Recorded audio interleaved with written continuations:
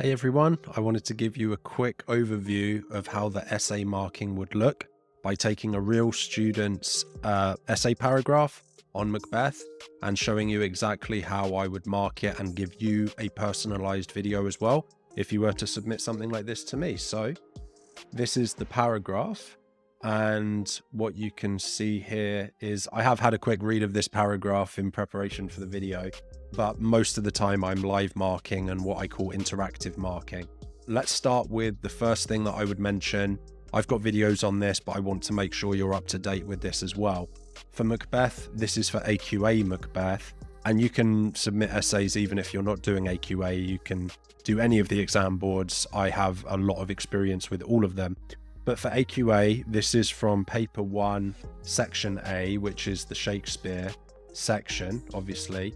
And I do have mark schemes and things that you can see on other videos, but just as a quick overview, there are really 3 major assessment objectives that the student needs to show for this particular essay. So it's AO1, AO2, and AO3. Now there is also an AO4 component, which is how well the essay has been written, and that's out of 4 marks. Not going to worry about that just for today's video, but I might just give a sense of where it would be out of 4 usually as well. But so AO1 in a nutshell is the quality of your answer to the question, whatever the task is, and the depth of your knowledge of the text. And that can manifest in lots of different ways. It can manifest in terms of knowledge of the character, if the question is about a character, knowledge about themes, knowledge about just the way that the plot of the play develops. So I'll be assessing the paragraph based on AO1 as one portion of what I'm looking at, okay? And giving a sense of how well AO1 has been done, but also then how we can improve AO1. In terms of AO2, it's effectively the quality of your analysis of quotes chosen. And for Macbeth AQA at least, this is based on both extract quotes and play as a whole. So there should be a good mix of both. There should be quotes from within the supposed extract and also quotes from the play as a whole. And those ideas, the points you come up with, should then be linked together. So you might have a quote from the extract, and then that's linked to a quote from a different scene or a different act completely. And I'll be looking at the quality of how well language has been analyzed, whether there's any need to zoom in more. You can see obviously from my one little comment here that yes, there is going to be some things to improve on this paragraph from what I quickly saw. Anyway, so I'll give little comments like that. And then finally, the quality of your context as well. And context is actually broken into 2 things. It's your reader response, which could be you as the contemporary reader, or in the case of this essay, the Jacobean audience of the early 1600s. So that's reader response. That's a very important part of context. And then you've also got just social, historical, cultural sort of events, things like that from within the Jacobean era. So we're talking about witchcraft, supernatural, James I as king, James I book, demonology, Diviner of Kings, Chain of Being, Gunpowder Plot, Guy Fawkes, tensions between England and Scotland, James I being a patron of Shakespeare, to the point that Shakespeare changed the name of his acting company to the King's Men. That's just off the top of my head, but you need to be linking some good context and reader response to whatever your ideas are. The essay title for this one was How Duncan is Presented in Macbeth. There was an extract from, I believe it was from Act 1, Scene 4, which is when Duncan declares that his son Malcolm is going to become the next king. And then there's obviously some links to other scenes. My student has linked it, I believe, to Act 1, Scene 6 here. And yeah, so let's dive in and have a look, and I'll give you some thoughts. And this is exactly what I'm going to say from now on, is exactly what would be in your personalized video. So Duncan is displayed as the righteous king. So I think that the is not quite right here. It's a righteous king who upholds the chain of being and fits the Jacobean beliefs of the divine right of kings, that God appoints all kings. Okay, so 2 things that stick out to me here.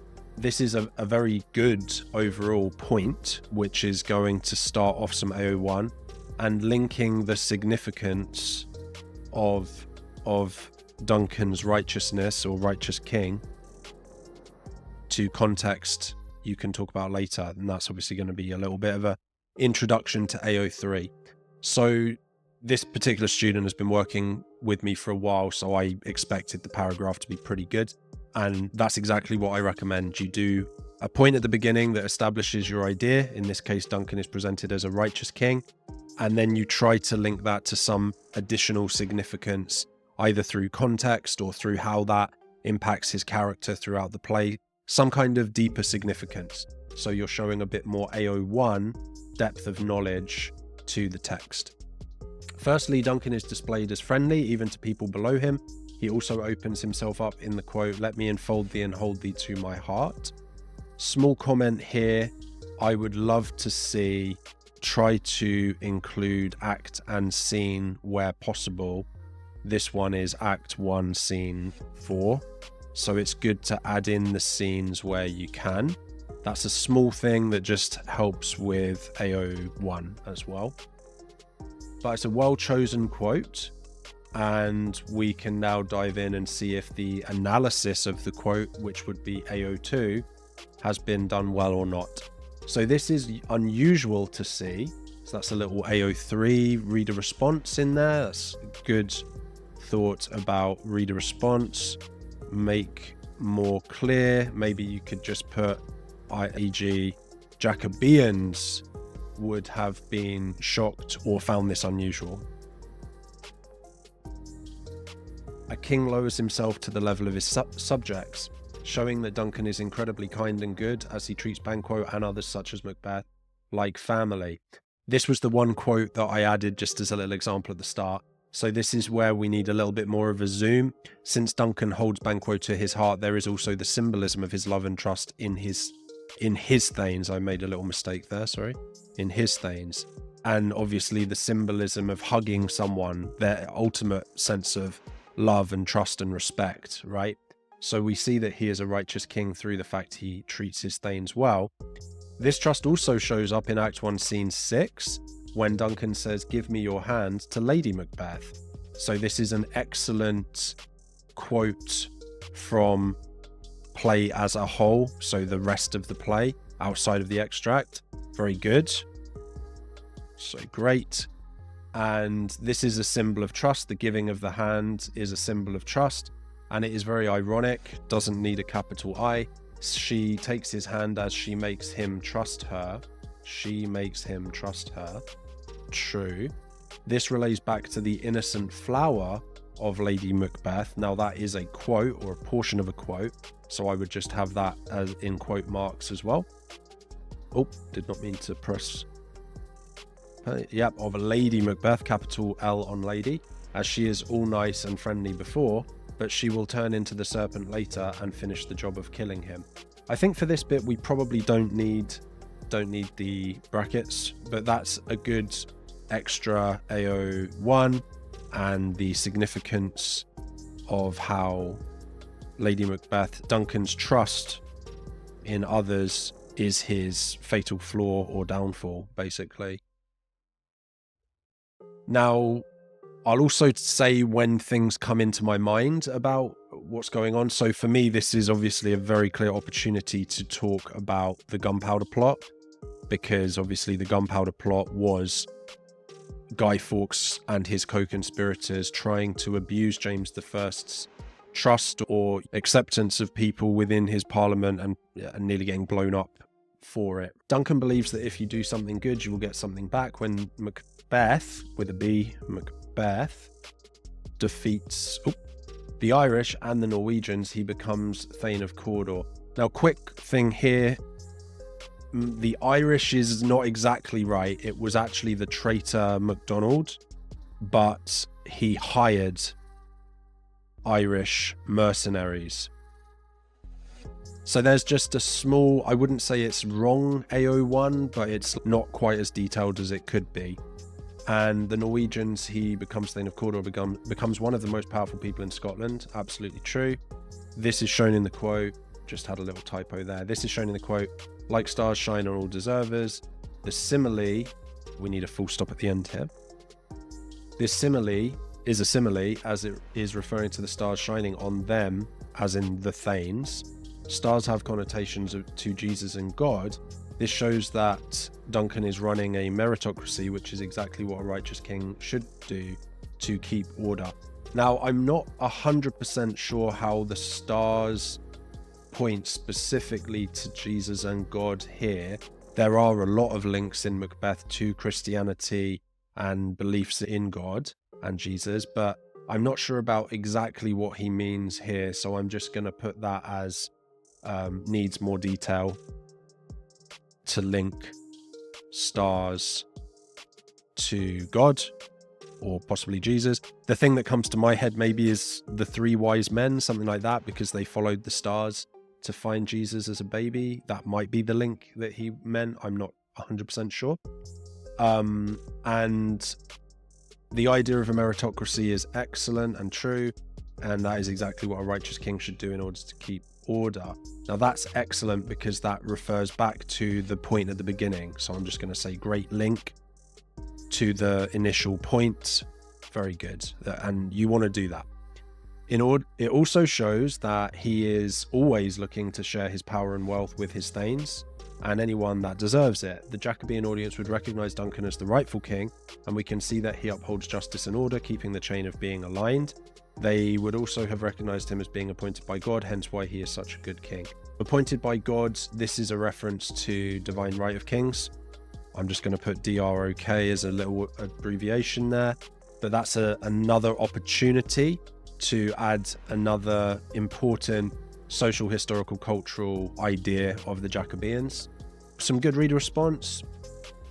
The analysis of the quotes was quite good. I think that there could have been, I like the fact there were multiple quotes, and that helps to show depth of knowledge of the text. I think that the analysis could have been a bit deeper in a few places.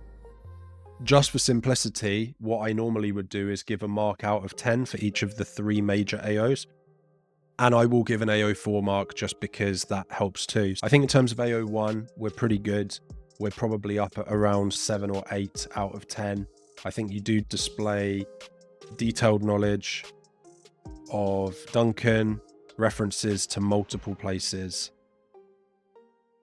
in the text. So that's good. In terms of AO2, I think we're a little bit lower here. I think we're probably at 5 out of 10. I think that there are many opportunities to analyze more deeply, zoom in more, that sort of thing. I'll give you a couple of examples. You talk about the symbolism of enfolding and holding to the heart. You could go more into the connotations of the heart. This is the center of your love and emotions, right? And also the symbol of trust of give me your hand. This could also be what we call, I'll add this in quickly for you as well, synecdoche. So talking about how this taking of the hand is symbolic of his faith and trust in her, and yes, also a symbol of her deception. The other thing that you could do to get more AO2 marks is you could go more into Glavis. Now, Glavis is genre of the play, so this is obviously tragic. The language you are doing, the atmosphere that's created, especially because of the dramatic irony. We know that Lady Macbeth is going to deceive him, so there's another AO2 there. The voice of the characters, that's probably not relevant here. Possibly how it links to key themes and ideas, that's the eye of Glavis. So appearance versus reality comes to mind here. And even maybe the S, which is structure, just the fact it's a short little sentence, which shows that Duncan doesn't really think that hard about giving his hand to Lady Macbeth because he's already vetted her, he's already trusted her. And that makes her even more unlikable, I think. In terms of AO3, I think we're pretty good here as well. This is probably a 7 or 8 out of 10. You've looked at some reader response and also several context links. You could have added in about Divine Right of Kings to go even further on that. And then finally, AO4, I think this would get a 3 out of 4. Mostly really good written expression. I think that probably remove most of the brackets because that makes it a little bit less formal and isn't really needed. So there you go. In a nutshell, what I've just shown you and shared with you is how I would mark the essay or the paragraph. And this is something you can sign up for today if it seems helpful to you. Hopefully you can see that the detail that we go into is much, much further along than what a student normally would get when they are handing their essays in to their teacher. I've been working with students for over a decade. I've seen all different levels of marking from teachers. Sometimes it's literally just a few ticks across the page and then a mark at the end and no feedback. Other times it's quite detailed feedback, which is great. But the reason that the video, I think, helps is because you can hear my thought process as I'm going through it. And I think that is just a step up. It's what I've been doing for the last decade with all of my private students. And I've been getting amazing results as a result of that. I hope this has been helpful to show you the process that we use here. And yeah, if it's something that you would be interested in, please do sign up and you can start submitting paragraphs straight away. All right. Thank you very much.